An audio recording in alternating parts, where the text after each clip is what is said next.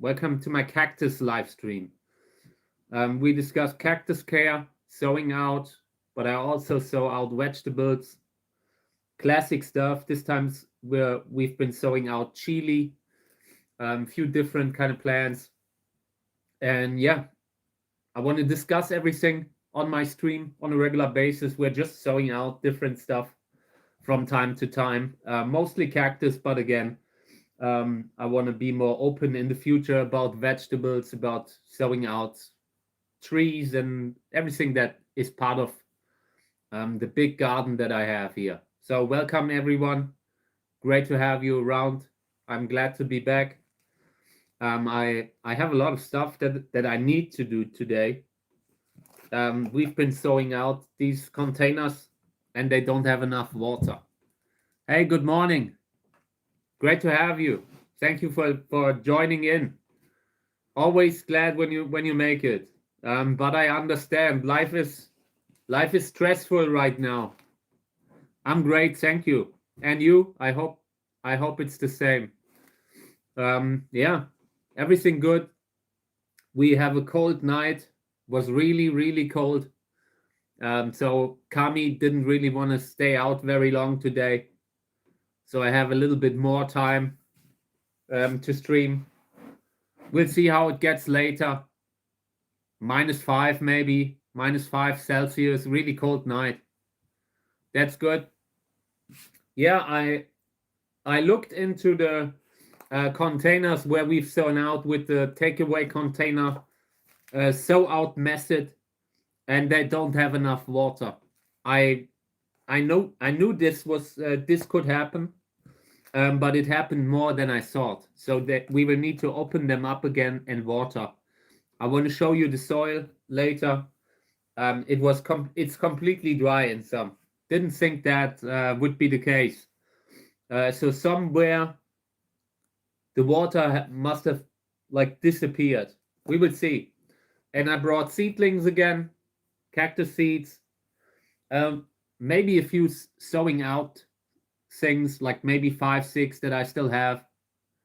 Oh, mate, yeah, thank you. That Teleflora hybrid is amazing. I love it. I mean, you sometimes see these kinds of flowers from Telegonus, but I was very happy to see that kind of flower. It's one of the best that has grown from my hybrid so far. One of the best where I've seen the flower. So I was very proud, very happy. Also, it's a person who contacted me, who messaged me, sent me the photos. I always love when people do that, when they show me the photos of the plants that have grown from my seeds. And I love that. That has happened a lot more recently. Like, people are more likely to message me now.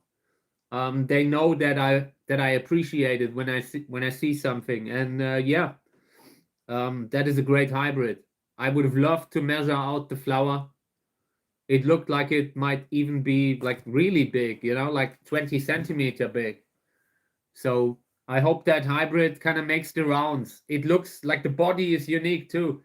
The body looks like a mix between Echinopsis and Telegonus, but a little bit more slender than Teleflora itself. The mother also looks a little bit similar, but I found the body very unique, and I was proud. So yeah, thank you. I will show the hybrid somewhere on. I'm not sure if I make a video. If not, I will post about it. It's just too good not to share it. So yeah, welcome everyone to the stream. We've been sowing out little cactus seeds into these takeaway containers, and then I moved them to the heater. And when you do that, you always need to check on them again. You need to open them again to see if there's enough water in it, because sometimes the water just doesn't go where you think it goes. Like it evaporates, or sometimes you have a little crack open and that's where you lose water. So we will have to open them and look into the humidity. So check it out. This was freshly sown. and it's already pretty dry again. So I brought the water sprayer, and I would spray all those that look like the soil is dry. Hey, welcome to the stream. Great to have you. Thank you. It's not easy to really get the humidity right with these.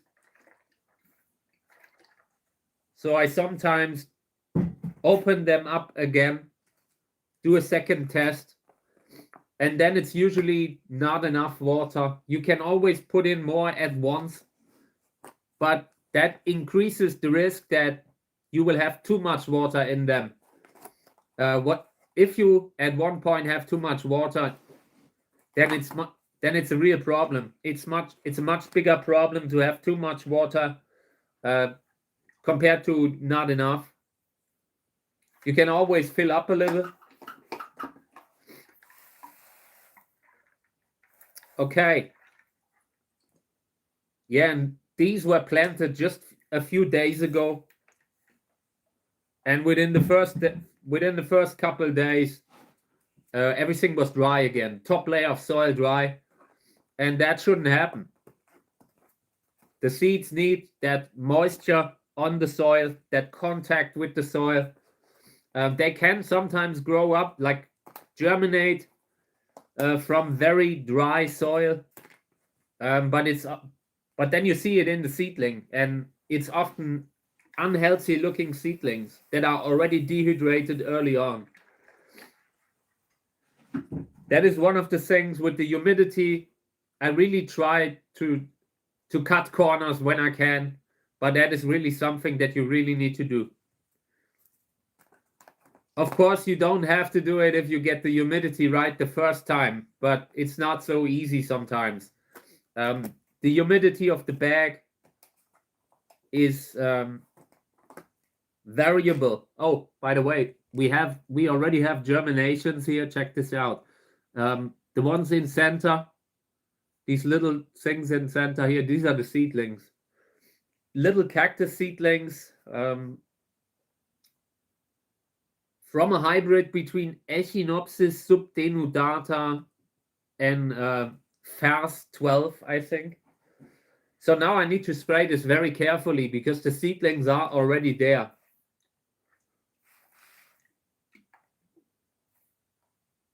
Sometimes when you have very, very young seedlings that are in the middle of germinating, like the first little sign of life, then even water can be too much.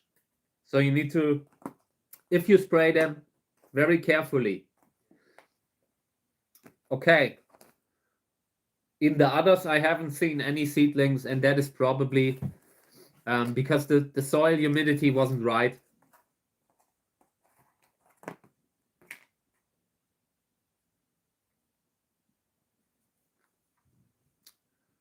In this one, I see a fungal infection, actually. If you look at it, the soil looks okayish, but too dry, a little bit too dry. And here and here, there's some organic material that just started. You know, when you just see the beginning of a fungal infection. I'm not sure if it's related to the seeds. It could be. Teleflora. Yeah, that can, like Teleflora is one of the hybrids that often has not fully developed seeds. And sometimes they can, they don't germinate, they start to rot right away. So I took that out. These two little, it's basically germinations, spore germinations of a mushroom, some sort of a mold. And I removed that. Very often, when you have something like that germinating on organic material, if you remove that, the fungal infection often goes away. Sometimes it's very specific kind of mycelium that just needs wood, for example. You know, you can have a little tiny piece of wood there in the mix, and that piece of wood has spores on it. It can start some sort of a mushroom growth mycelium grows. But once you take it out, it can continue to grow on other types of soil in the container. So it's not becoming a huge problem. What can become a problem is the kind of cobweb mold that you sometimes get if you put in too many seeds at once. Like if you have like a sea of seeds lying inside the container, sometimes you get a type of mold that overgrows it quickly. It sees it as one huge mass of seeds, one huge mass of medium. So you get that kind of fast growing cobweb mold sometimes. The fewer seeds you have in there, the less likely you will have problems with cobweb, in my opinion. You can still get it, especially if it's unviable seeds, but it really goes down. The likelihood really goes down if you have less material in there. Okay, this was me trying to grow a chestnut. Me trying to sow out a chestnut, but it doesn't really seem like this is going anywhere. So I need to move this outside. I believe they might need cold treatment, stratification anyway. This one looks like the thing wasn't viable anymore, but still, I should have probably given it a cold treatment. Okay, so this is one that we had already opened to correct the humidity, and I feel like we can still put in a little bit more. I have them under a LED panel, like these flat kind of lamps, and I have one such lamp pretty close to them. I want to induce germination in seeds that haven't come up the first time. When I'm doing a second germination cycle, and I always do them when the first one failed, when nothing came up, I usually try to correct the humidity, try to make sure there's enough water in it, and try to make sure that the right temperature is met. And sometimes I put a lamp above it to add UV light to all that, because sometimes it can increase the viability of old seeds. Okay, so this one here also, we had also opened it up. It's okay. But since I have a lamp pretty close to it, I want to water a little bit extra.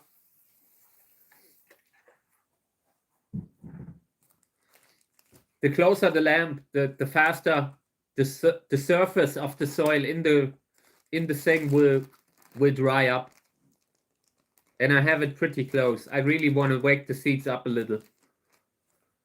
Okay, next one. And next time I will bring the others. There are more that might also need to have a corrected moisture.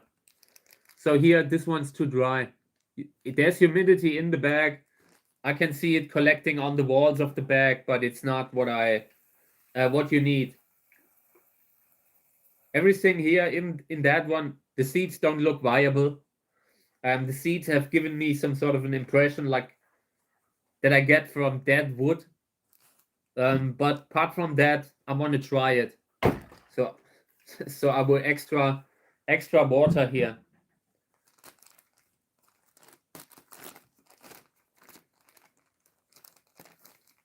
And the ones here, these were the worst. I'm not sure why. But there's a large part that is dry. Check it out. You can see the humid part that's covering most of the container and that little completely dry stripe on the bottom. And I don't like that, because it's just a sign that there isn't enough humidity to induce germination for all of the seeds. The healthiest one will come up, as you can see here. There's one healthy seedling, but you're kind of wasting potential. So I'm carefully spraying here, and I carefully try to spray around the seedling that has already come up. I really don't want to disturb that one too much. And yeah, again, guys, thank you for joining the stream. I appreciate it. Always happy to take questions. And if not, I'm just doing the cactus work that I usually do. We have sown out a lot. So a large part right now is sowing out, checking on cactus seedlings. But we will move to other stuff at some point. We're only doing this in winter, and the new cactus season is starting in 2 months. On March 15th, I will get started with the new season. We will start watering, that kind of stuff. So gives us a little time to film, to focus on sowing out, on really doing it right. Hey, welcome to the stream. Great to have you. Thank you for joining. I'm correcting the humidity in the containers where we have sown out. Yeah, apparently it is not so easy to get the perfect humidity at the first time. Sometimes you need to correct it, and that is okay. So this one here, this would already be just enough, but also I'm sure the moment the lamp kind of hits this in a weird way, the soil will dry up. I'm already preparing additional water for the next couple of weeks. I don't want to have to open them up again in another week. We're doing this now, and I hope we get it right now. Because there's also a time window that the seeds have. Once you start bringing them in germination conditions, if you fail to get them up within the first 3 weeks, maybe 3-4 weeks, the likelihood that they will still come up goes down. It's like in that TV show, like the first 48, you need to do it. You need to get everything right within the first month or so. At some point, the seeds won't just come up anymore. I can't really explain. The way I see it, there's just a natural barrier against germinating at the wrong time. Germinating at a wrong season when the seedlings would have no chance of survival. So yeah, having the right humidity in the beginning can be crucial. Sometimes you have viable seeds, but you just didn't have the right humidity, and you only recognized it at a point when the seeds weren't really coming up anymore. And then you need to open it up, dry everything, and start again. When everything has dried up. Okay, yeah, this one's pretty much like the other one. I feel like I used exactly the same amount of water in them, and it was a little bit not enough, slightly too little. So yeah, putting in a little bit more, because it will almost certainly also get lost again. A little bit of water is always lost.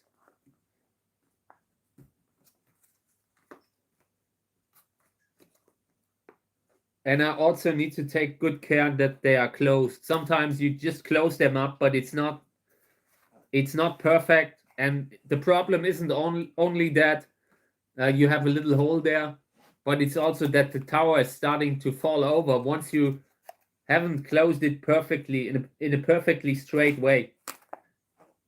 So I always check if the lid is perfectly closed on all 4 edges, all 4 corners here. Okay, this one also too dry, but it would probably just be enough to induce the germination. It can work, but it's a little risky.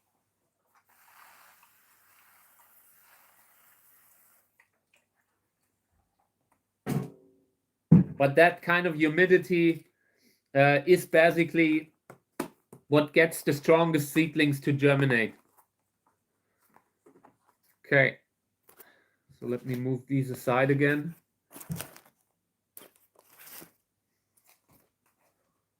And then I can bring them back to the heater. And then I try to get the temperature of 30 degrees, something like that, just roughly. It doesn't really matter. I just need it hot in the beginning, but not so hot that it's really getting dangerous. Once you have seedlings, you need to approach the heat a little bit more carefully. In the beginning, they are not really that sensitive. Okay, yeah, this one is similar. Like I said, I think I put in a similar amount of water every time with the takeaway containers.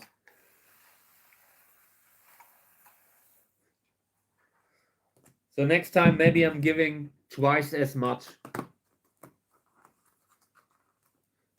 Apart from that, this looks good. Soil looks okay. I'm happy with that.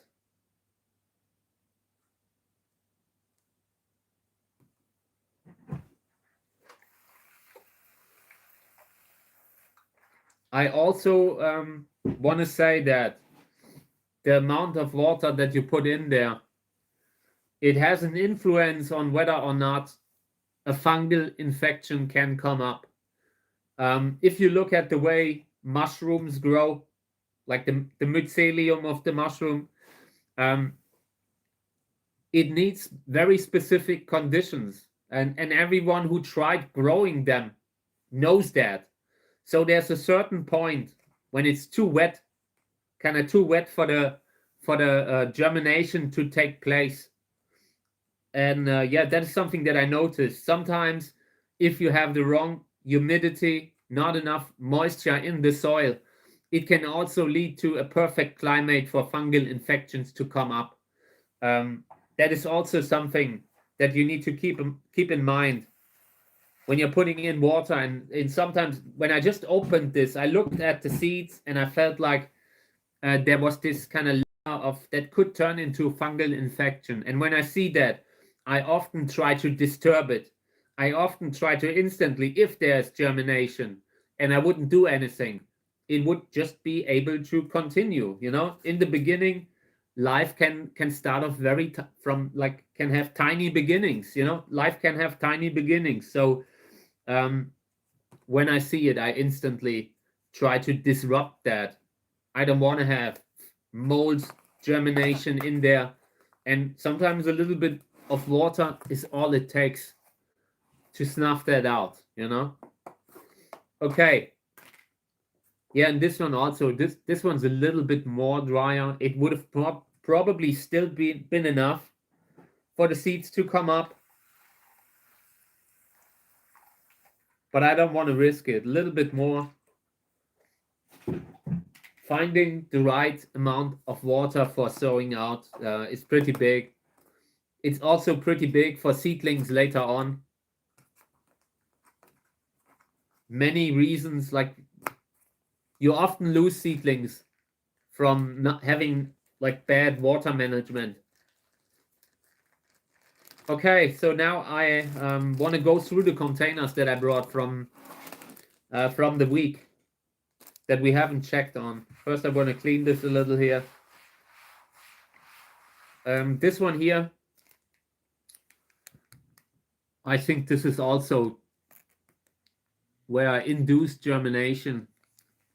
I think my neighbor is using a chainsaw, is working with the chainsaw in the garden.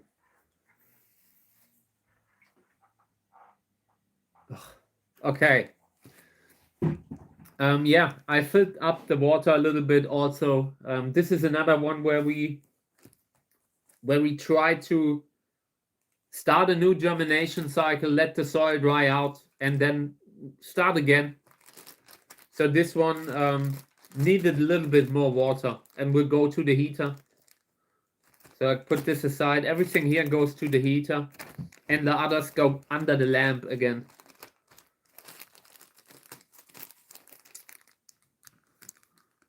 Yeah, variegation, let's call it that.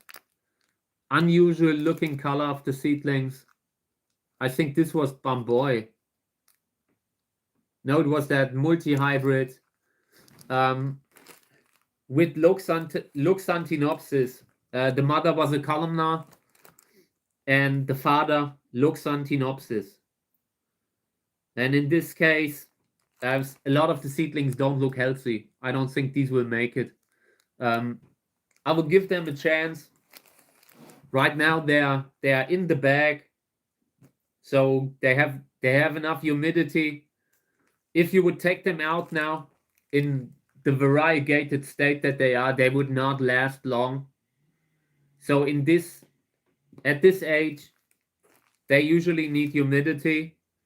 Some of them have the seed hull left on them, like on the tip. I try to remove that because it can sometimes turn into fungal infection too.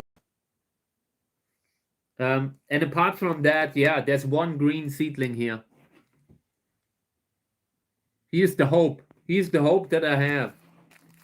Maybe we can get something that can manage to survive on the own root without needing to be grafted. That would be great. It's an interesting hybrid, like Loxanthinopsis. If you can combine that with Trichocereus, it could be great. But just looking at the genetic health, it's not great. That is not great. Like genetically, it is possible that these will be weak. Like the seedlings will be weak.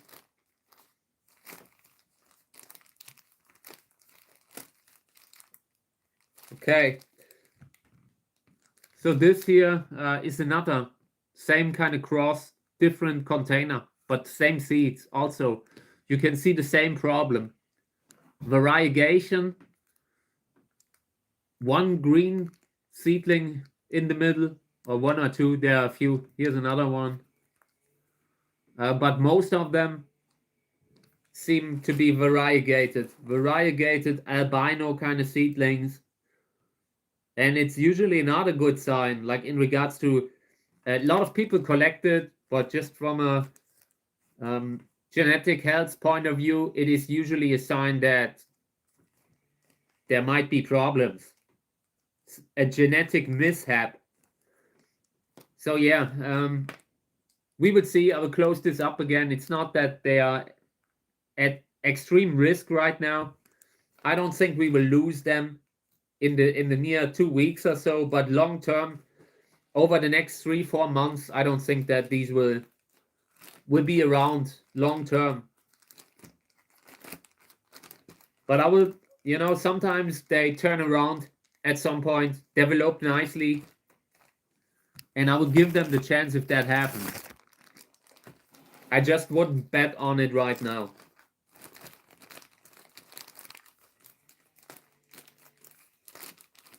Really bothers me when I'm trying to stream and someone is chainsawing besides my window. Yeah, but that's how it is, and like when you're out in the little bit far off grid. So yeah, these look good. Okay, could use a little fertilizer. So the time that I'm taking them out is very close. I consider doing it now. Yeah, I will do it now. And I made the decision by looking at the seedlings, looking at the roots of the seedlings. I just felt like something about the appearance reminded me of the fungus gnat damaged seedlings, and I want to avoid that. I don't want to risk that they have gotten in there and we would lose one seedling after another. I don't need that. So I'm taking them out. They are big enough. They should make it if we spray them. If I spray them often enough. This morning, I already sprayed the seedlings twice. That is, yeah, that's part of the job every day. Okay, thank you. I don't know. It's just normal. I'm used to it on one hand, but every now and then, like when I'm out filming, when I hear the nice birds in the background chirping and I'm talking about the flower and suddenly there's a I kind of I kind of hate that, but it's okay. So these here I also want to take out. Check it out. These are different kind of seedlings. Some of them look like they might be monstrous, maybe crested, but definitely I want to take them out. I don't like the moss. The moss has come back, and I already removed moss in this container. So now I will take them out of the bag. So in order to make it a little bit easier, I will already clean up the moss again. The moss isn't really the huge problem, but it just changes the soil. And I want to be able to look at the soil and know exactly how the humidity is. And when you have certain parts of the container covered, you sometimes can't.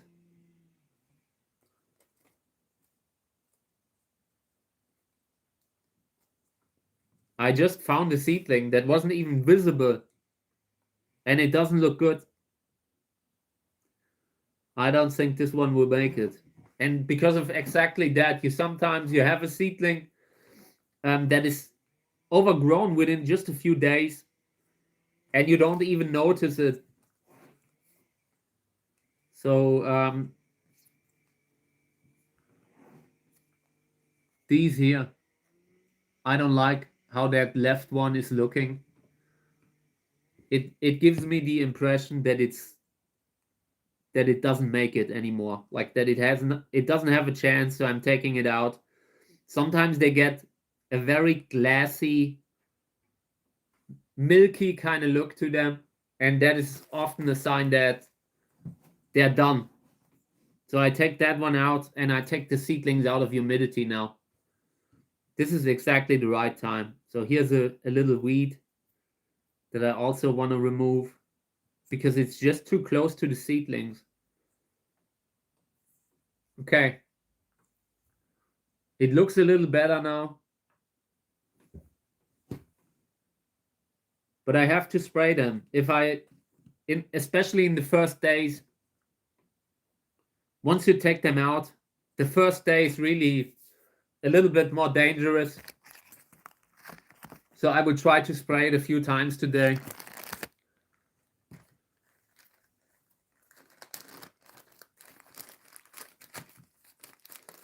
Okay, with these, I believe I want to take them out too. They're a little too deep. You have a lot of shade then happening down there. I could leave them in a little longer, but I also want to start fertilizing. So I would take these out too.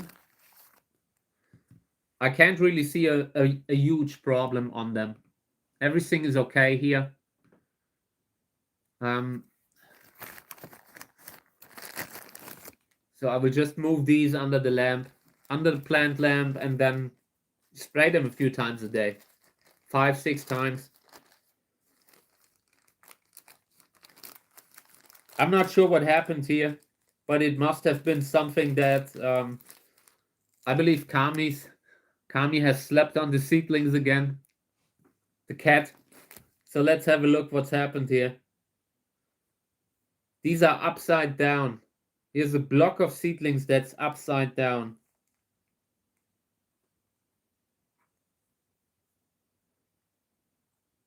I can't even tell where that came from originally.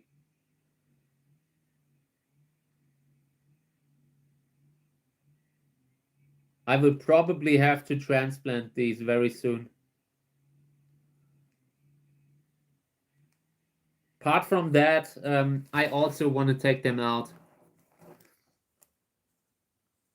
It's getting to the point where I always calculate the likelihood of risk of follow-up problems coming from, in this case, bunch of seedlings were lying around. I can't 100% tell if there wasn't a micro injury on some of the seedlings, that there wasn't really something that got damaged.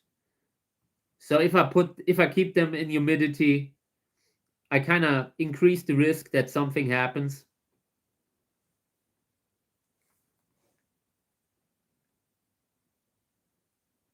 There are also a bunch of seedlings lying around there. I'm not sure what happened here, but I believe it must have been Kami must have had something to do with it. But that's okay. Hey, welcome to the stream. Great to have you. We filled up a lot of water in the takeaway containers where we have been sowing out like the previous days. My neighbor is chainsawing besides my window, and I'm going through the containers, taking out a lot of them, trying to slowly get them used to the normal humidity, normal temperature. So these, I want to discuss these. You can see in center here, do you see that discoloration there? Here it's green and here it isn't. That is dehydration. And we've had that problem for a while now. And I've been particularly watering that part. It probably happened because the humidity in the bag, there wasn't enough humidity in the bag, and the way the humidity collected on both sides of the bag probably dripped down left and right, but not here. So that part did get less water. So once I take these out of the bag, these will be in trouble first. I don't think they are big enough to I don't think they have hydrated well enough to take them out. So I spray them again. One last time here. So they can take in a little bit more water. I punched it. But so I can so they can take in a little bit more water, and then I take them out. But yeah, another thing that I realized just now, there might have been no soil below them. That, like when I touched it right now, the seedlings were instantly 1 centimeter deeper. So it's possible that these also had no contact with the soil. That is also something that can make dehydration in seedlings become worse. But this is looking too chaotic now. I want to take it out now also. We will just have to be more careful making up for the seedlings that are at that one spot.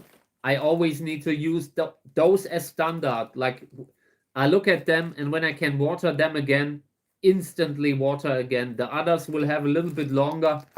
They have more reserves. But for now, I need to spray a lot.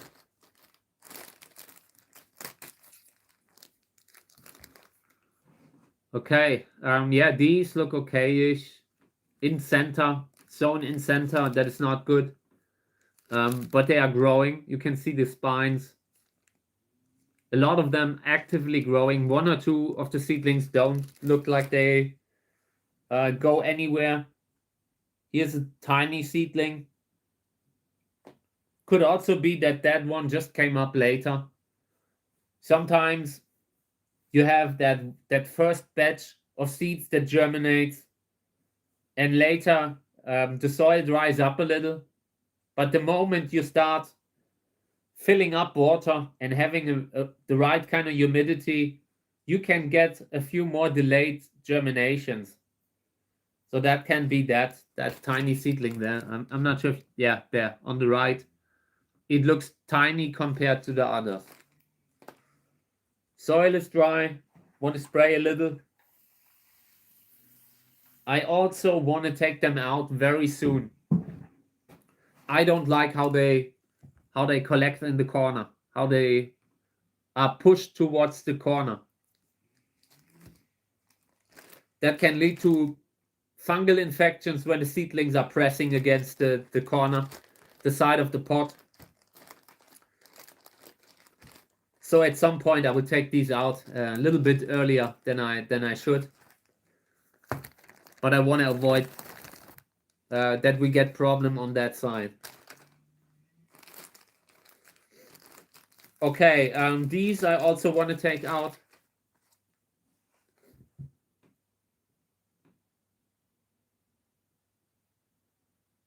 They look okay. Nutrient-wise, I feel they need a fertilizer.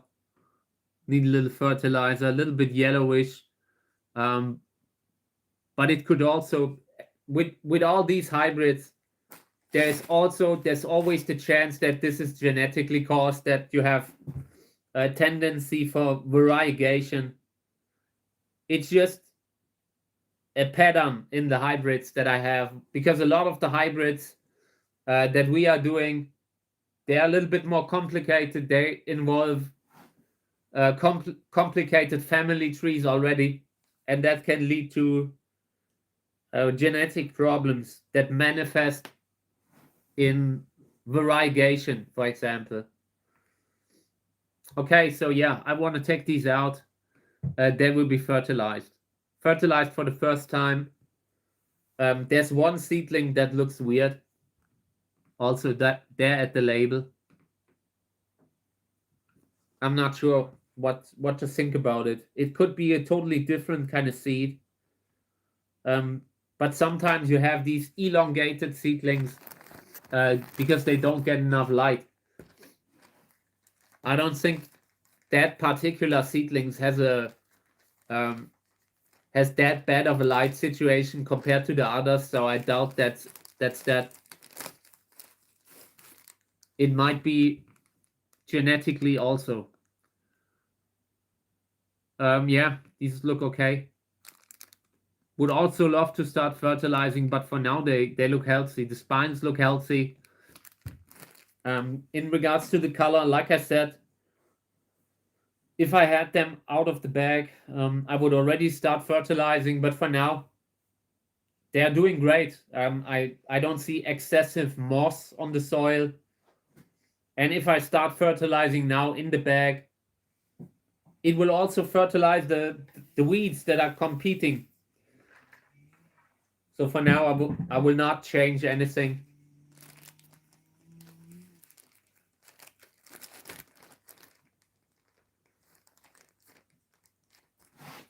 Okay.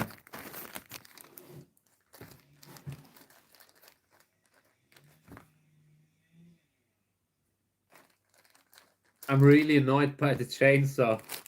It really bothers me.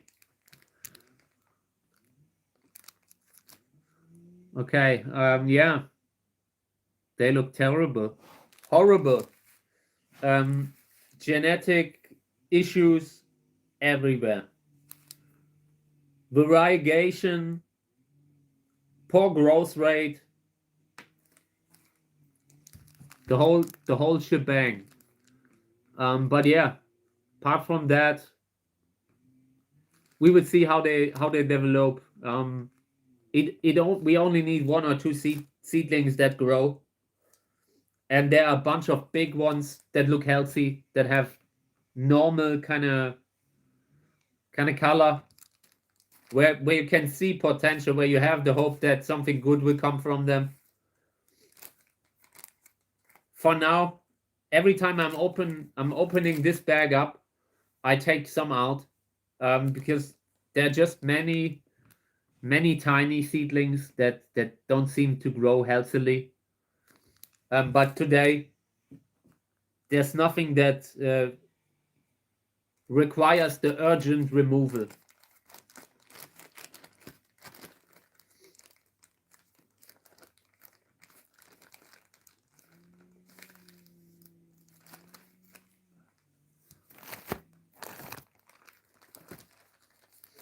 Okay.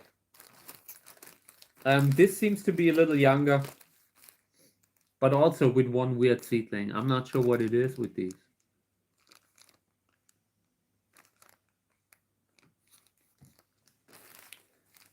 Let me see. Let me have a look at the label. Born to be Wild sister. Yeah.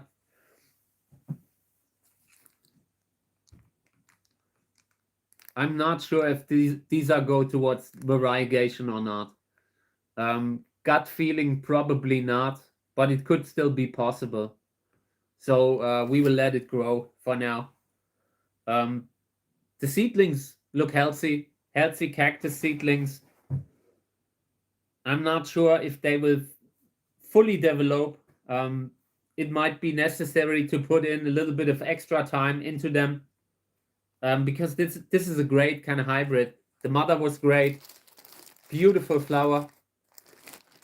So I want to be patient with them, give them time, no matter how long it takes. As long as there are no huge genetic problems that I see, I have no problem when they grow slow.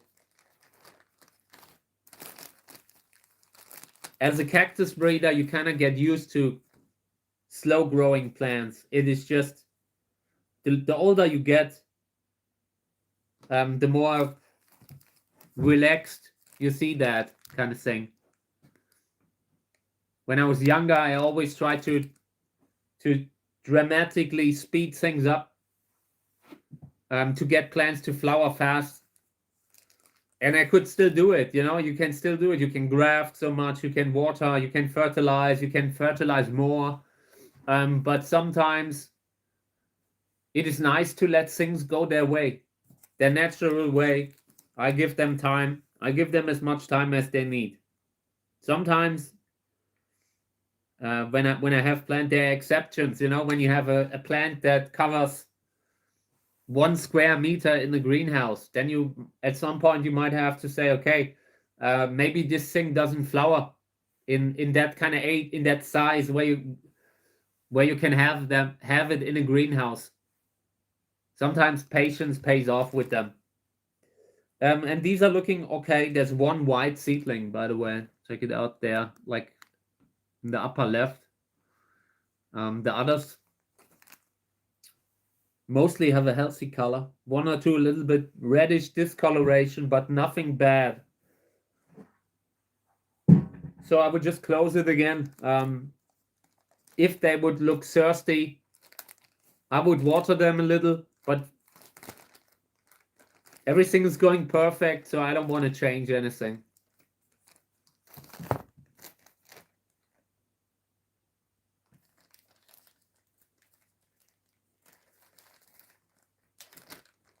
Okay, so this is genetically troubled.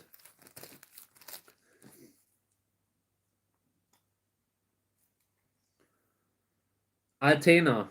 This is hybrid offspring of a plant called Altena. Hybrid between Cerenzia purpureopilosa and Dessau. Lobivia, Pseudolobivia hybrid Dessau. And the offspring has a nice flower, nice reddish kind of flower. This is a different kind of hybrid than Althea, that hybrid. So this one here is a small, early flowering kind of plant. Interesting flower, not huge, but nice. An interesting body also.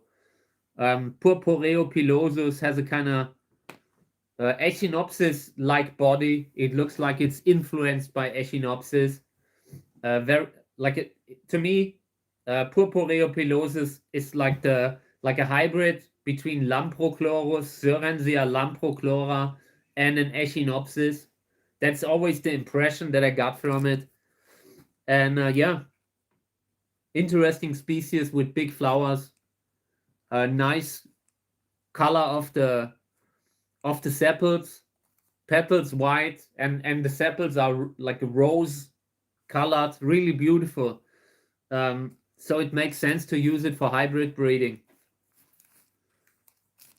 I can't tell you what the combination was here, like what the father was. I'm not sure. But obviously, this doesn't look great. Could also be because the seeds were a little bit too old. sometimes when you have overaged seeds, they come up like this, exactly like this. And I always explain it like just the health, the general health goes down. The seedlings just don't have that kind of energy anymore. Sometimes they germinate, but barely. And that's how these look too. Not a good sign.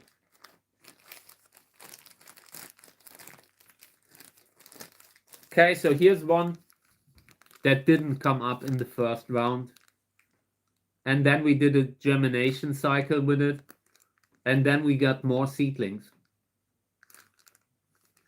Uwe seeds. So I knew that the seeds were viable. But in the first, sometimes they just don't come up.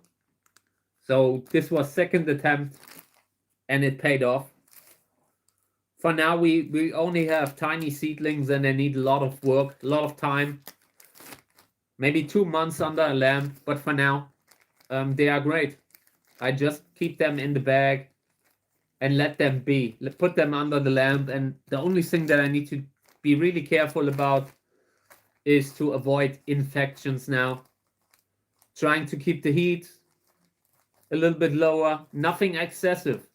I don't want excessively cold and I don't want excessively hot. Trying to ride the middle wave, have them in the bag, and if something happens, we see it fast because we open them all the time on the stream. These here, these have a lot of variegation issues, and I took them out, and they were the ones that didn't take it well.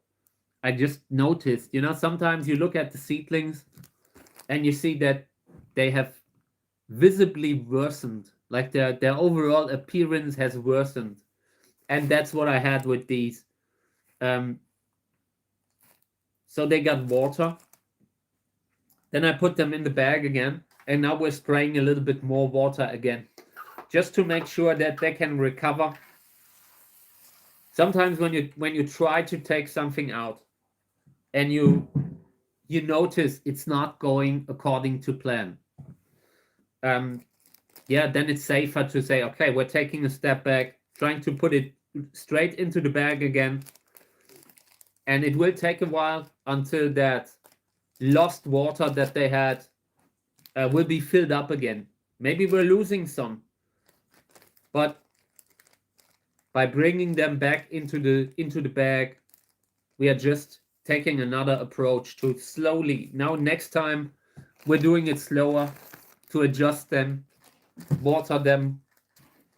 Sometimes you just have to open the bag. You don't take it out, you just open it. And when you do that, you must be careful because it's also an entry door for fungus gnat. They can fly in, put eggs there, make your life painful. But sometimes that's how you can slowly adjust them when you notice something isn't going according to plan. You don't take it out, you just open it up, maybe halfway for a few days or for a week, and then you open it up fully. And once you open it fully, you need to spray sometimes from time to time, and so you can take time to adjust them. And I know it takes work. It takes work, it takes effort. You need to see them as something that is alive, like really alive.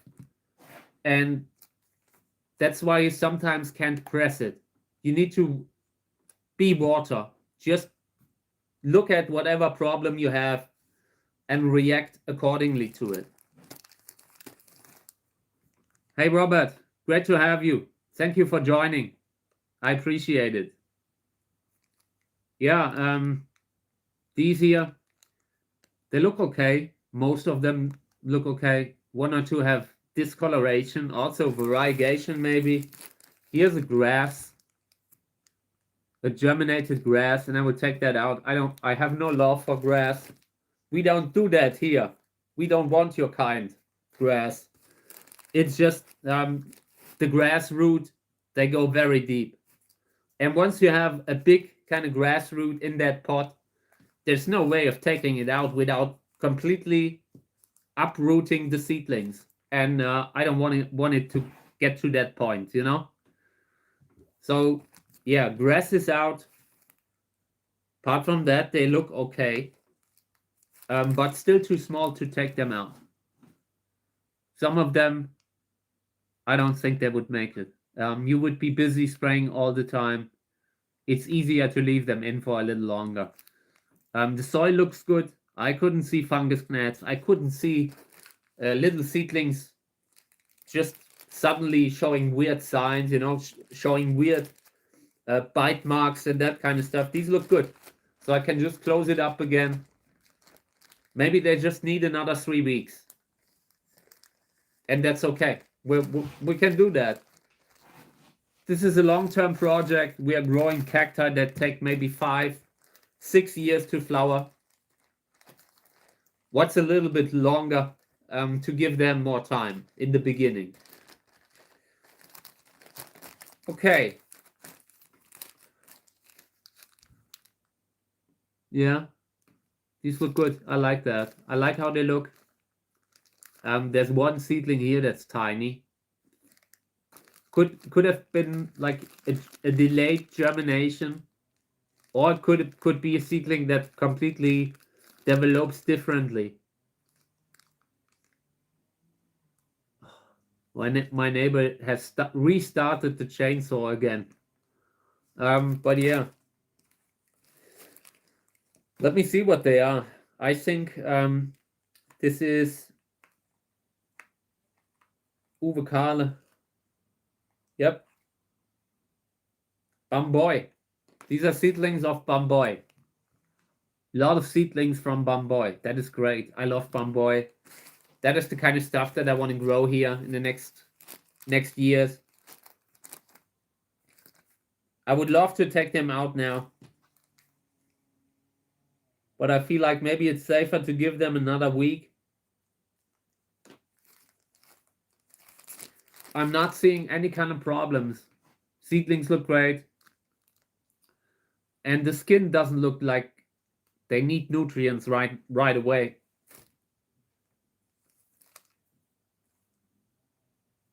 Yeah, we will give them a few more days in the bag, maybe 10 days. We'll see.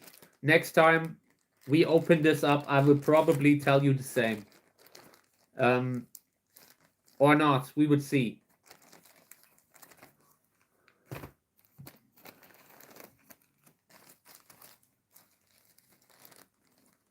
Okay, and this is one where I transplanted seedlings, and it's just 3 seedlings because the others didn't make it in that container.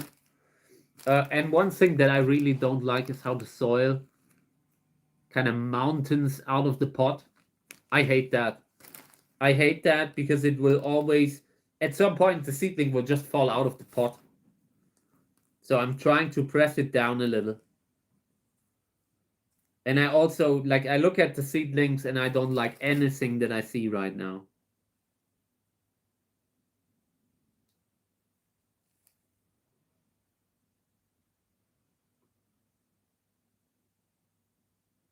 I just found something, like a slug.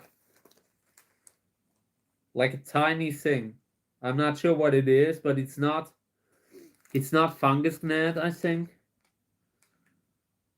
It could be a fungus gnat larvae, but it would be really big. It's a tiny slug. I believe it's a tiny slug. I'm not sure if you can see it. I have it on the bag here. Yeah, there. Tiny thing. Well, it needs to go out now.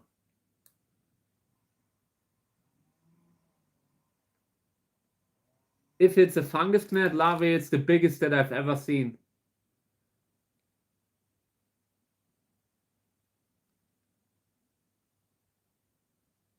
But it has the little antennas that you see on slugs, like these weird things on slugs. So this will go out. I will put it aside. I'm careful that I don't lose track of it. I don't want to have a slug running around in my house.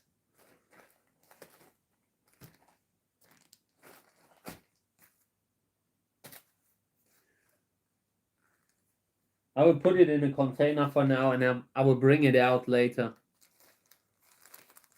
It's really cold outside. I'm not sure if that slug has a great time.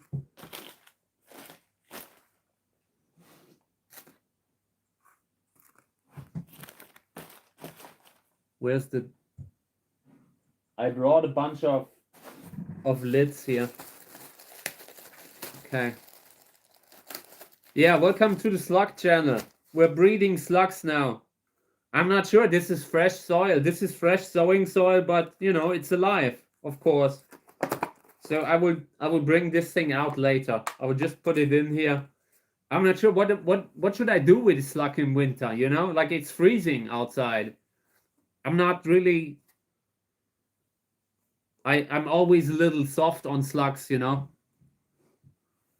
Yeah, I mean, I don't punish them for hanging around outside with the plants. Maybe I'll put it in the greenhouse. It can do stuff there. I don't care, you know? Like, slugs, they are just what they are. They are super annoying when we have the rain time in summer. It's raining so bad that we have excessive slugs and snails and everything. And at that point, they are everywhere, you know? Like, but I just don't really feel the need to punish them for that. You know, it's not their fault. It's just, I try to keep them out of the greenhouse. I always, in the evening, I walk around the greenhouse and take out the slugs that I find, close the door, that kind of stuff.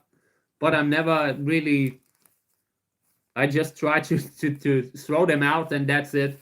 I know a lot of grower treat them harsher, but I don't like that kind of, you know, it's not their fault. Yeah, but in this case, this looks really bad here in this container. I consider taking it out and just letting it, either they make it or not, you know, at some point, because in humidity, they don't look good here. They were transplanted due to the fungus gnat problem. Welcome to the fungus gnat channel. That's why I transplanted them. But they already were so damaged from the fungus gnats that having them in humidity is also not good. So I'm taking them out now. But these don't look good. And I don't see any kind of, you know, you always think through what could you do to help these seedlings. If I would put them in a mineral mix right now, they are probably already too damaged for that. I already transplanted them. I already had them in humidity. At some point, there's just not much you can do.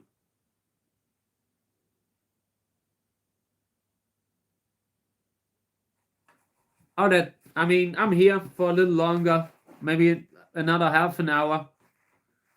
But yeah, I understand, you know, if you have to take a phone call, I completely understand.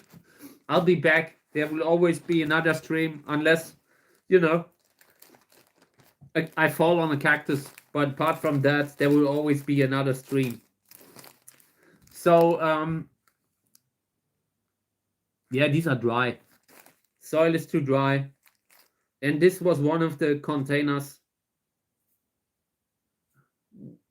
were already watered. So this needs more water. Okay, yeah, I think we are through with the seedlings. We have shown the slug. And it's really tiny. I really need to be careful. I don't want to have a tiny, barely visible slug walk around in here.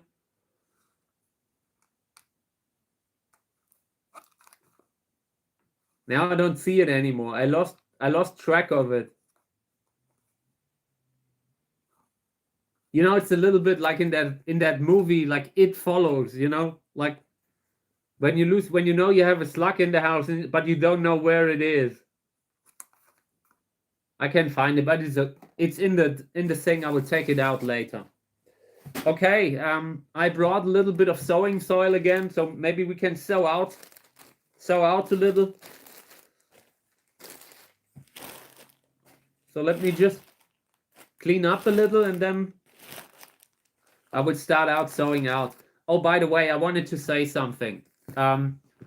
Earlier, like I think yesterday already, I saw a comment that I really enjoyed, that I really liked, and it was something like at a time when it's really easy to be ugly, they appreciated that what I'm doing with the channel, that I'm going out of my way to kind of have also kind values on the channel, you know, just to have a place where you can do stuff, just enjoy a hobby, just try to focus on something. And the things that we do here, like it's such an entirely positive kind of hobby, that I'm very proud to have here. You know, I'm very proud that I'm in the position that I can use my reach to do positive stuff, to stand for positive values. And yeah, I really love to see that comment, because it's really something that I care about.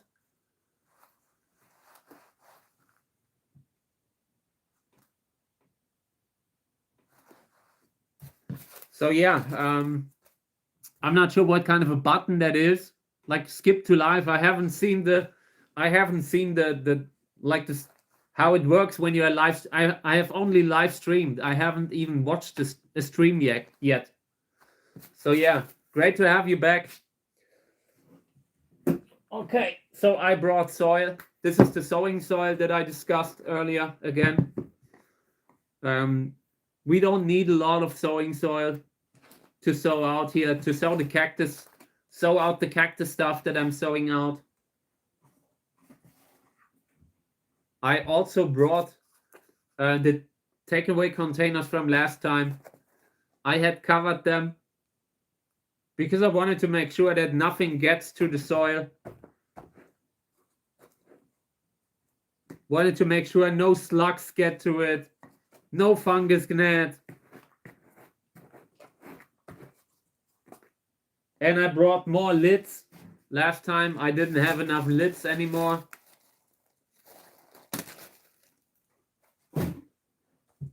So I will fill a few more up and then we will sow out a little.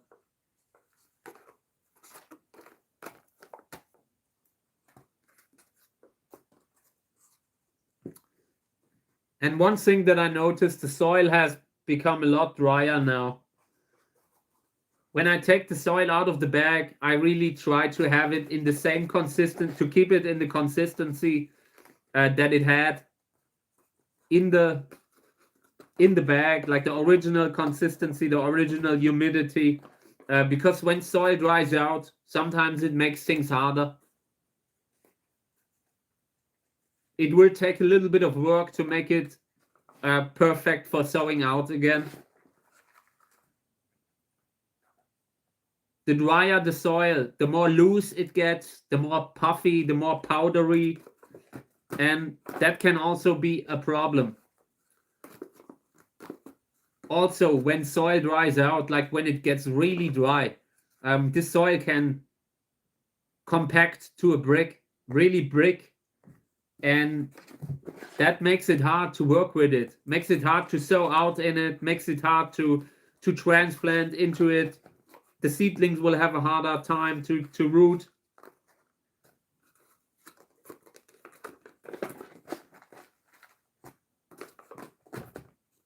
So later when I'm watering, I will try to put in twice as much water as yesterday. I have seen, like today, I have filled up water in the other containers, in the containers that where we started sowing out earlier. And it was a general thing that it wasn't enough. So this time I will try to put in twice as much. We would see, maybe we're getting it this time. Of course, there's the risk that now there will be too much, but I really try not to. We'll see.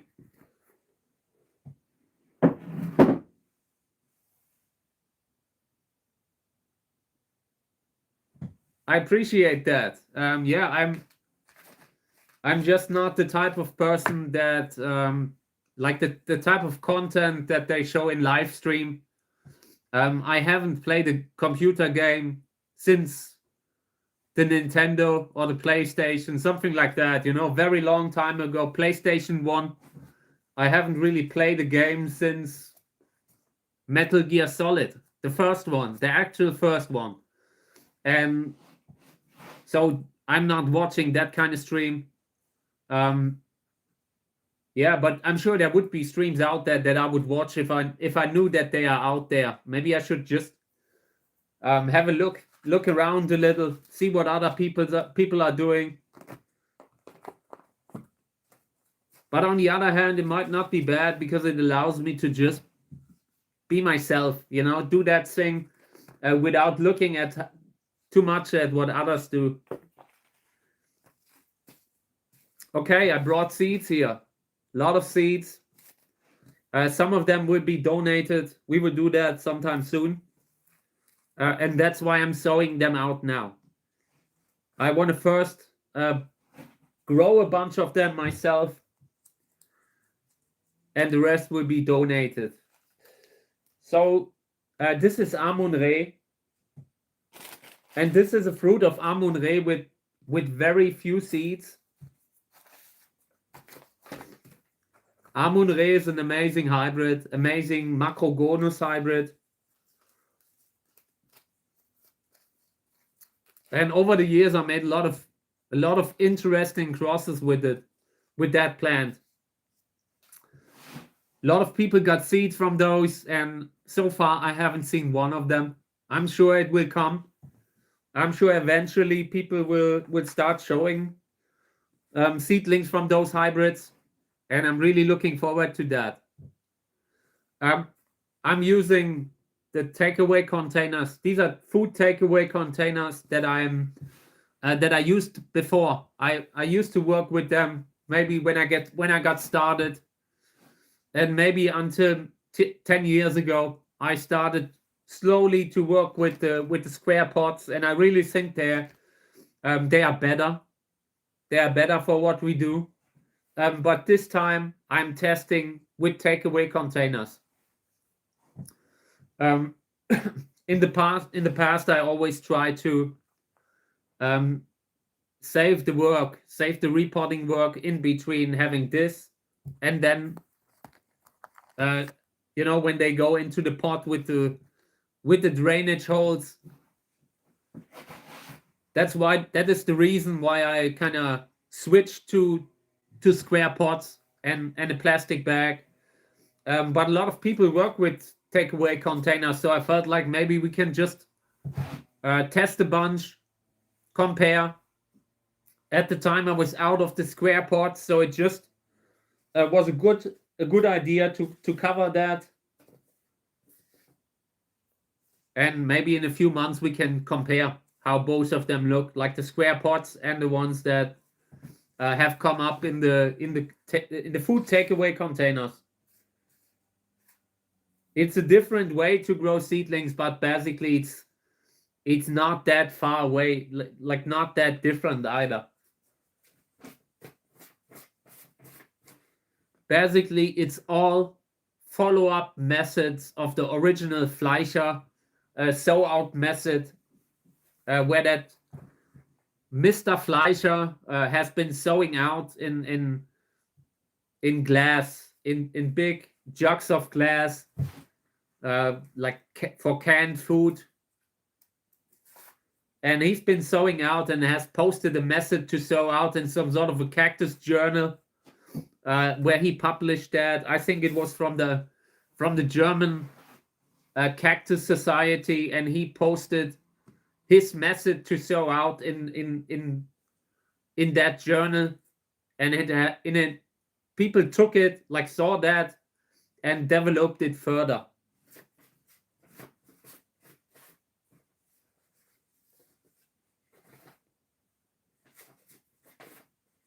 I'm not sure when that was, but it was a while ago, like 1950s, even sooner. I'm not sure.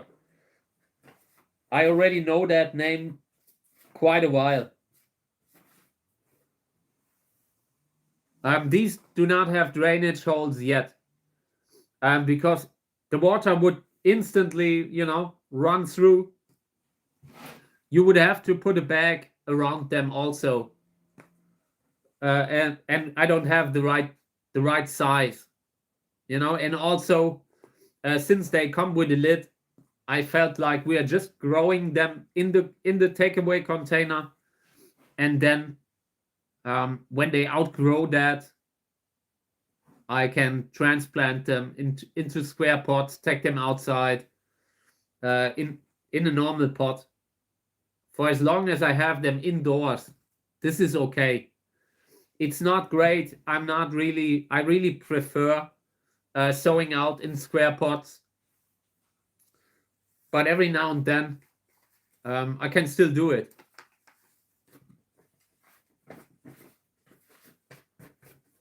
I used to sow out like this a lot.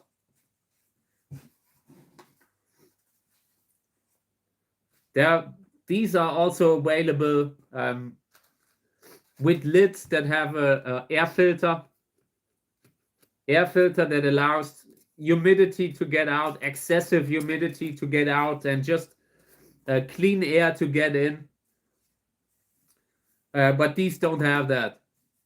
This was really the cheapest food takeaway thing. And the moment you start buying stuff with air filters, it becomes more expensive. Because then it is sold by a specialty shop. And this is available in the food industry, wholesale. You can get that very cheap.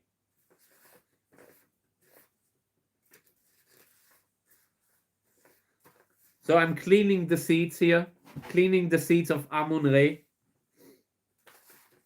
And there are a bunch of seeds that are not viable, that I want out. Because of the reason that I mentioned earlier, if you put these seeds, these unviable seeds, into the container and you have it at high humidity, at some point, these seeds will just start to mold, will just get moldy. And that doesn't have to be a huge problem, but it can become one.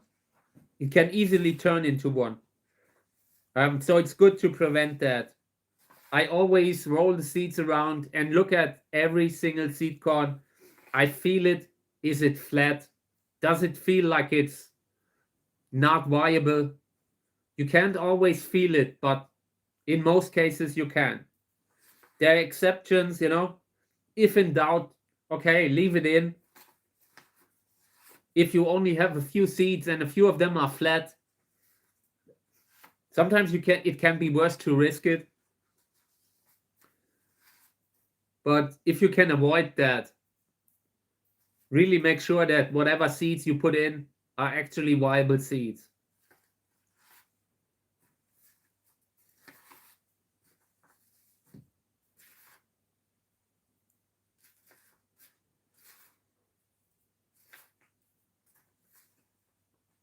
Overall, I think maybe we have 40 seeds here. This was one of the fruits that was very small.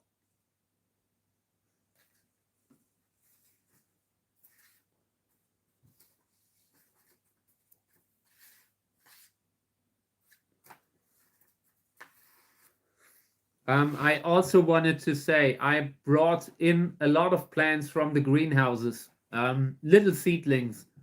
I walked around in the greenhouses and had a look for containers with seedlings where I felt like I should be taking them inside again.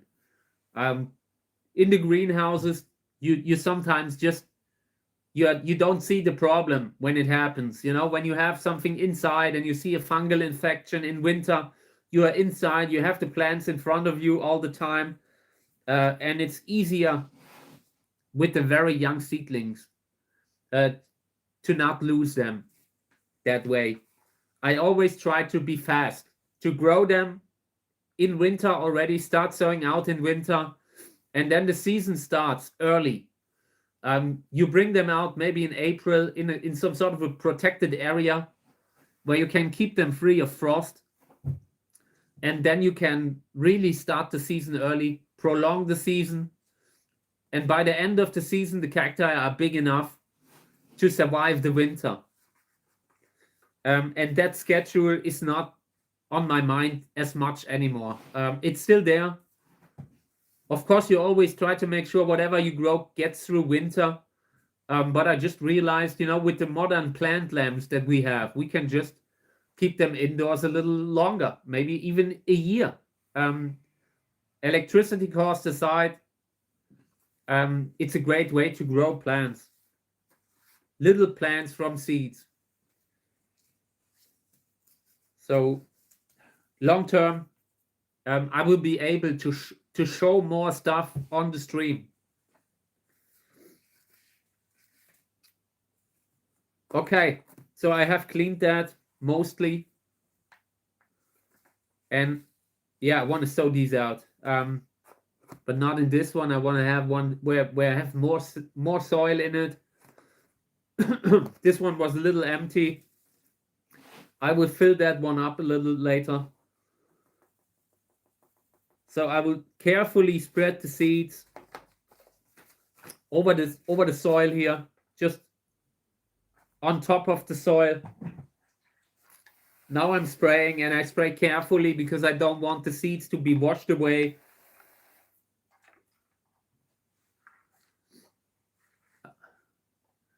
Exactly. Yes. With these kind of food takeaway containers, and they are containers for salad. Takeaway containers, like when you are at some sort of a takeaway imbiss, and they give you a little container full of salad. That's what these are for. And they have a lid that you can buy these separately or with the container. And then you don't need the bag anymore. So this can also be great to induce germination. But the fact that they lack drainage holes means that you will have to at some point repot them early on. But that is okay. Not a problem. So yeah, I put in a little bit more water than last time. Hope that's all right. If not, I need to open that up again sometime next time. Like in the next streams, we need to open them up. Again to make sure that we have the right humidity. It sometimes you put in water and you look into it 2 days later and nothing is there anymore. It just happens sometimes. And it depends on how dry the soil was before. Sometimes soil takes in a surprising amount of water. So I'm writing the label now. Amun-Re crossed with Validus in this case.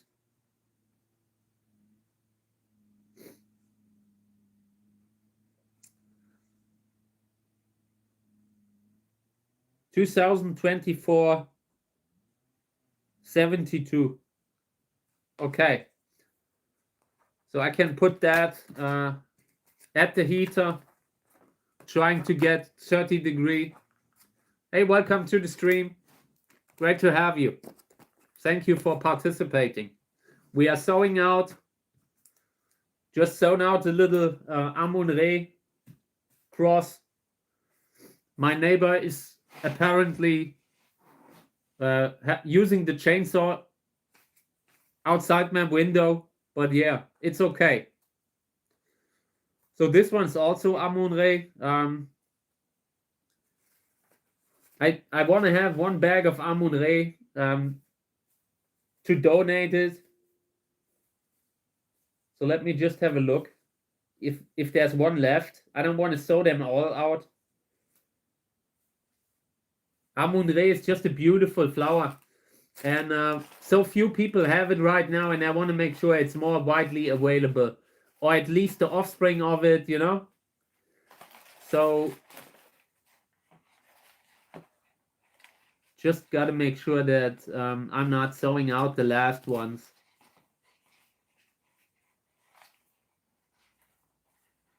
Last year, a mouse ate the fruit on Amun-Re.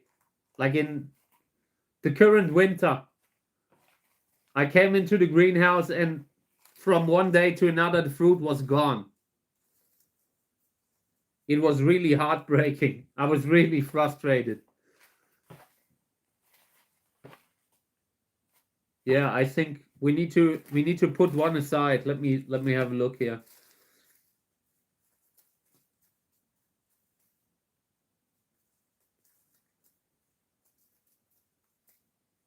Here's one. Here's one. And here's one.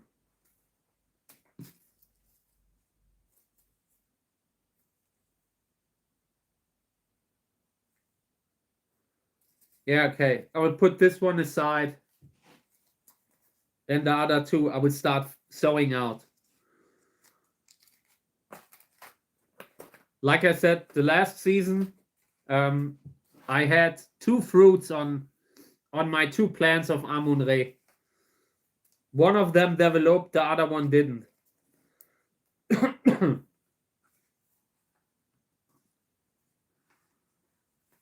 They need to be, they need to be propagated. No matter who gets them, I will make it a condition, an absolutely necessary condition, that they are made available for free. I will not, nothing that I gift away, I want to be seen sold for excessive prices.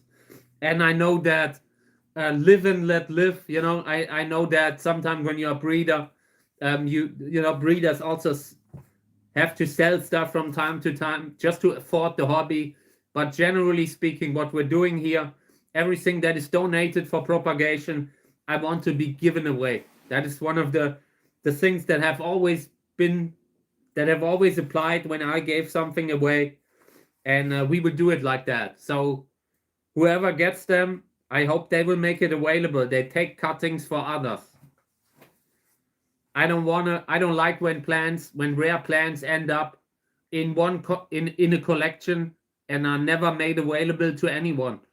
And that happens a lot. There are a lot of good hybrids out there that where the one plant just ended up in a greenhouse where nobody will ever see it. You know, it's part of a collection, part of one of those collections that are huge where it doesn't even matter.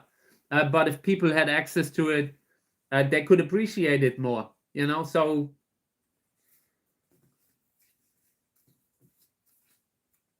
I think in the last years I made 15 crosses with Amun-Re that took where I had seeds, and a lot of them were gifted away. So I just hope that at some point we will see what came from them, and there will be, you know, shared pieces. Okay.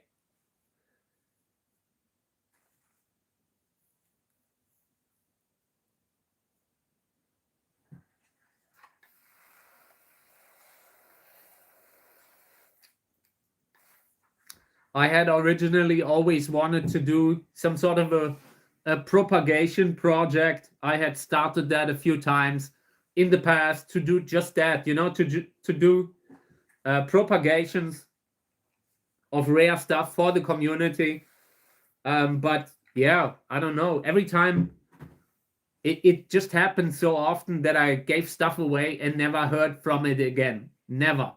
Like, and you see, I have so many loyal supporters, people who really like my stuff. So they go out of their way to tell me when something good came from a hybrid of mine. Just with the Teleflora hybrid, like that I discussed yesterday and today. But there were also many amazing things where I never ever heard back from again. And that is the kind of moments where you feel like, you know, where you start to get a little frustrated from time to time. For example, like the last Kniese seeds, like when Karel Kniese went out of business, like when no, he didn't went out of business. When Karel Kniese actually passed away, and his family donated seeds, you know, they donated seeds for propagation. And there were 20, 30 packs, different packs of seeds. Until today, I have not seen one. I have not seen one seedling where someone said, hey, this is from that Karel Kniese, from the Karel Kniese seeds where he passed away, that were donated for the community to, you know, to make sure that people kind of keep his plants around. And yeah, so I'm always drawn in between growing stuff myself, because I know sometimes when I give something away, I might never hear from it again. But I also have these many success stories where people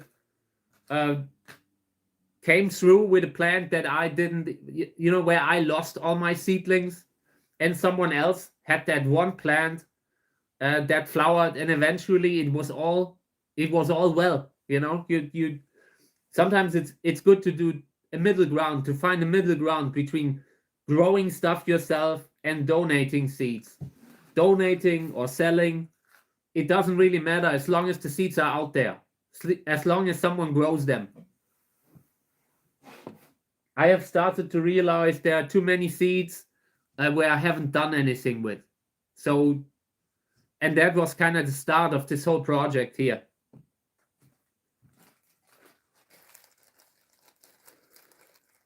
Okay.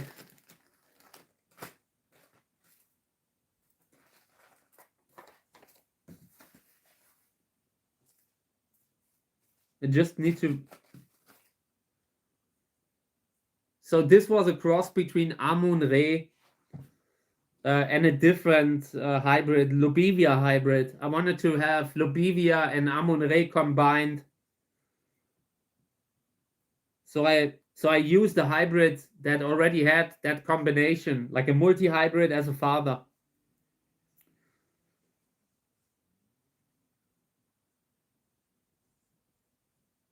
And this was from 2024, 105, the 105th cross of 2024.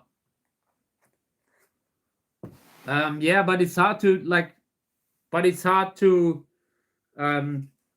sometimes the people that you do not know, you know, the famous growers, like the people that are that already have a huge reputation as being good at growing, you know. I have sent seeds to some, I haven't heard back from them, but I have seen, I've gotten a lot of photos and messages by people, just normal people, you know, where you that also don't post so much about cactus in their profile. Sometimes you do not know who will be the people that surprise you positively, you know. So you always have to stay open to that, you know. You can't and once you grow too much yourself, you can't do it anymore. At some point it gets too much. You see what we're doing here on the stream and how much space it needs, like just the containers that we're going through, that is just from one season. So you sometimes need to trust people. Okay. Yeah, so this brings a second Amun-Re hybrid that I've sown out here. And there's a third one that I also want to sow out. This one I have marked with winter fruit. I have a little dislike of fruits that grow over winter. They are often poorly developed. Over winter, the plant just doesn't have so much energy available. They kind of hibernate, and when they grow fruit over winter, it can sometimes be genetically unhealthy. And in this case, yeah, I wrote it down, but I can't see it in the seeds. The seeds don't really look terrible to me, so we are trying it out. No, it's not a problem, Robert. I mean, I know they're in good hands with you. I just wanted to say, sometimes it's people, they don't really show a lot of the cactus stuff, but they do it. You know, they are reliable. It's just that growing from seeds is actually difficult. And even a lot of big growers, you know, they are good at propagating larger plants. Sometimes they are even good at breeding. But sowing out is a different thing. Sowing out is hard. And, then sometimes you give people seeds where you have the highest expectations because they should actually, where they are, like they have a huge following, stuff like that, or they portray themselves as an experienced grower. But very often you will never hear from the seedlings again. And then on the other hand, you have people that don't make a big fuss, where you wouldn't expect that they have that solid skill to get them to adulthood, but they are out there. They are everywhere. People who take that stuff to heart, who invest the time, who want to do it right, and it's often like the surprises, the positive surprises that I currently get from people. Also, when people message me that I haven't heard about in a while, like that bought seeds from me years ago, and I love that kind of reconnecting at some point, to discuss what the outcome was. Sometimes it's great, sometimes like that Teleflora hybrid that I've shown. In the same message, the person also sent me 3 or 4 where I wasn't so happy, like where I saw one hybrid with flying saucer, and it looked like flying saucer, a slightly different body, but the flower like flying saucer. That kind of stuff, sometimes you just have, you look at the cross and you have high expectations, and when you see it, it's kind of a letdown. And that can happen also. That is something, and that happened a lot more when I was still like dealing with botanical seeds, when I was even if it's just donating botanical seeds. At some point, people will post that plant when it's bigger, and if it's not what's on the label, then you are in for a stressful time. That is normal for when you are a seller of botanical seeds, So reconnecting with customers, for me, it's a pleasure. There are some people, when they reconnect with customers later, and the plants look nothing like what they were supposed to be, then of course it's different, It always depends on how you approach that business, how you approach that industry. And botanical seeds are more difficult anyway. I'm glad that I have nothing to do with that anymore. At the time, the quality was horrible, and you always, it took you 5 years, 6 years to find out if a certain type of seeds that you were sold with a certain label are actually what's written on there. And very often people just didn't know. Like the people who grew the seeds, they had no botanical name for it, that kind of stuff, like that happens so often with botanical seeds. And I'm so glad that I have nothing to do with it when I'm dealing with my own hybrid seeds.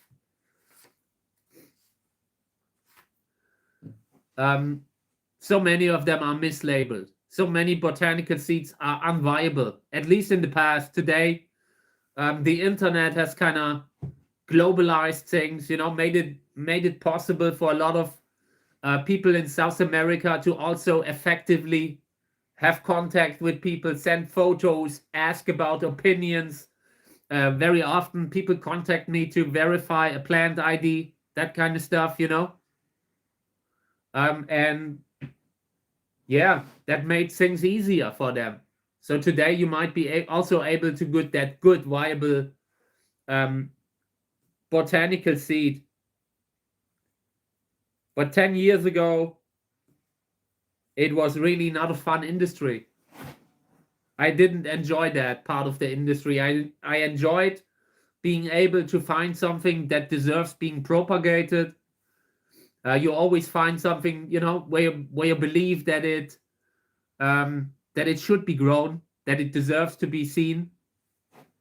But apart from that, it was a very difficult industry.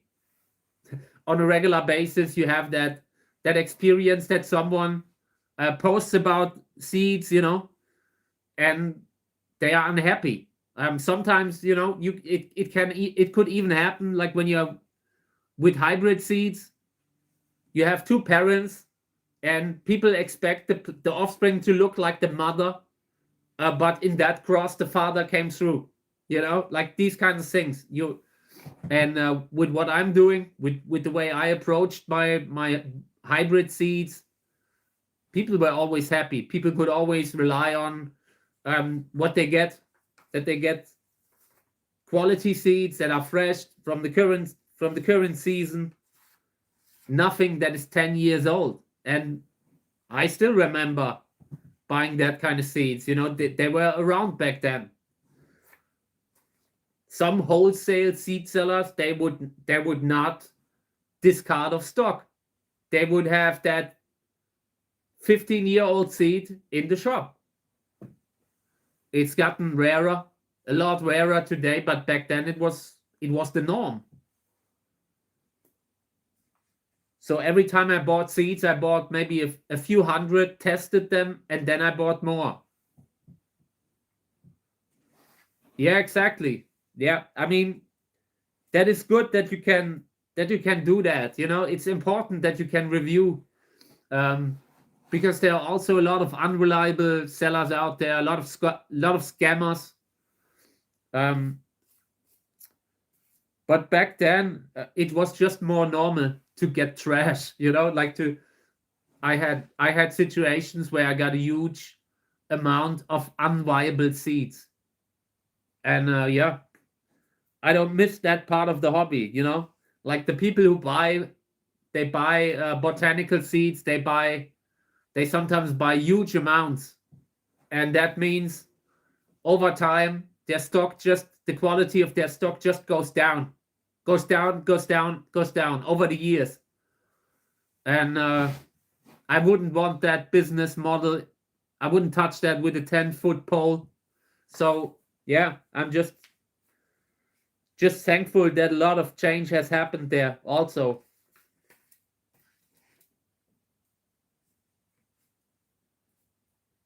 But in the end, you always have to trust someone. And when it's about money, trust is something that you shouldn't take for granted. That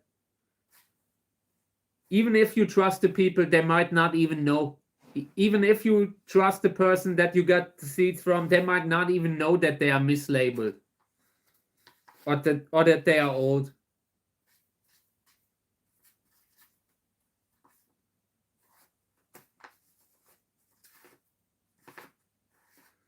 And maybe 10 years ago, people in the industry, people argued more, I believe. At least it's how I felt it. I definitely was involved in a lot of situations where people argued, like where people argued about hobby drama, like cactus drama, totally pointless, just different opinions about the plant. I remember really bad times because of that. There were times when I would wake up in the morning and I would get 100 notifications from a post that I made, and it was nothing super nothing that would warrant that kind of a response. But people care deeply about plants sometimes,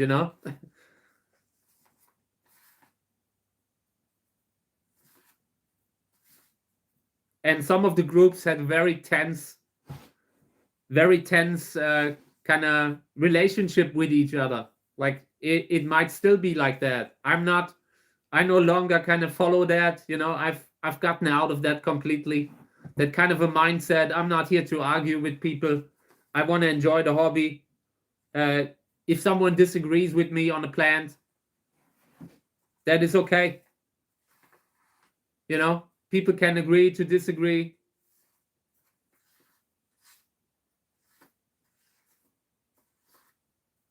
It's not a bad thing. And over the years, like when I now look back at it, all those arguments about PC, about that cultivar, that American one, it's become pretty clear that it looks more Bolivian, like, you know, with the spines, with those blunt yellow spines. It's a very, like, yesterday someone posted a PC on Reddit, and someone was saying it looks like a Brigesi, you know, like in the comments, and that was one of the points where I was involved in a lot of discussions earlier, you know, and today I just don't care anymore. I couldn't care. Like, if someone wants to disagree with a point of view that you have about the plant, who cares, you know?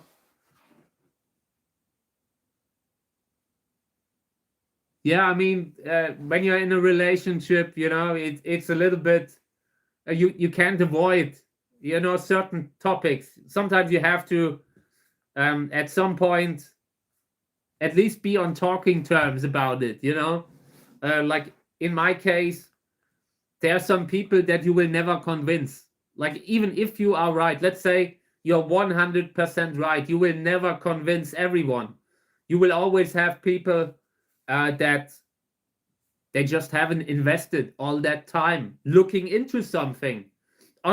If you look at it from the distance, his point of view might make sense, but that's about stuff, you know. It's always the kind of stuff that you have when you get started. You get into a hobby, you read something, and you take it for granted. You read someone's point of view and you believe it. You don't question it, you know. And the longer you do it, the more experience you get, the more you are able to put things into relation and judge for yourself, you know, just by the experience that you have. And very often that's not the case for everyone. So there are always people out there that argue with you, that just haven't seen the range that you have seen, and that's not a bad thing. I was at that point too. Sometimes you need. I'm sure some of the people that argued with me 10 years ago would agree with me now. So it's always about, you know, being able to say, look, we might not agree, but I'm not spending time arguing with someone on Facebook, you know. You will never convince some people. It's the same with politics. And that is the funny thing. This plan stuff, it's a lot like politics. You know, you have these people that the influencers, and they follow a certain idea, and some people just disagree because they are following another guy. So you can say what you want. You will not be able to make that argument now. At some point, the person will get to that point after a long life of experiences, and that's good enough for me, you know. So yeah, but I've had times when being a moderator, group moderator on Facebook, it wasn't fun. Some days and Facebook, you know, they aren't really interested in that kind of stuff, you know, like when you have people sending threats to someone else over Cactus, you know, you could message them, they wouldn't help. In my case, like when I had cases where I was really frustrated, there was you will not get any help there. At least in my case, it wasn't like that. So you just have to say, at some point you realize, you know what, this is a waste of time. And today I can debate. I'm happy to debate a point of view. I not even debate. I explain my point of view very often. Like when I disagree with someone, like yesterday, someone said, hey, is that plant a PC? And I said yes. And someone in the comments said, hey, I think this could be Brigesi. And then I said, look, I understand what you are saying. I get why you say it. But here's why I disagree. And it was because of the old spine growth of the plant, like the old spines. They weren't Brigesi spines. They were classic PC spines. Normally, when you have a PC or when you have a Brigesi that just grows a little bit like PC, it never changes what kind of spines it has. Sometimes it loses the spines completely, But when it does have spines, you can see the Bridgesi spines in it. And that plant, it just had PC spines, the classic blunt golden spines, you know? And that's how you approach a difference of opinion. You can say, hey, I know why you might think that, but here's why I believe it's not the case. The person can still disagree, but at least you kind of framed it in a way that allows for someone to really think about it. Because if you argue, people close up. They will not be. They will not hear you, no matter what you say. And that's why I'm not arguing about politics. I see no reason in it, none at all. I believe arguing about politics achieves nothing. Going on the street achieves things in life and in politics. Really showing up on the street. But arguing, trying to explain my point of view to a bot, never. That will never happen. Because you will never convince a lot of these political accounts. Let's call it that. They are just out there to remind their base about what they are having to say. They are not there. They're not open for arguments. They don't want to hear it. They are just, a lot of them are bots. Like I said, you're very often we are arguing with bots that are arguing in a bad faith kind of argument. You know, it's never really about solving the problem. It's just about that one side wins and the other loses. So it's a waste of time. And when I say that, I don't mean don't try to improve the world. I just say you won't do it. You won't change the world by arguing on the internet. You will have to really stand for change in the real world every day. The people that go on the street make it known that they are unhappy. That is the kind of stuff that gets heard. Nothing else. The internet, they can just shut it off and that's it. But a real opinion, someone that is willing to just, a matter of principle, stand for the values you believe in, you can't ignore that. But that is all. So yeah, I gotta go, guys. I gotta go offline. I've gotten the warning that my smartphone is at 15%, and it's probably now at 9%. So I appreciate it that you were all here today. Thank you to all the supporters, the people who always show up. And sometimes they are already here when I'm not even seeing that someone's online yet. So I appreciate that. Gives me real reason to do it. Gives me purpose.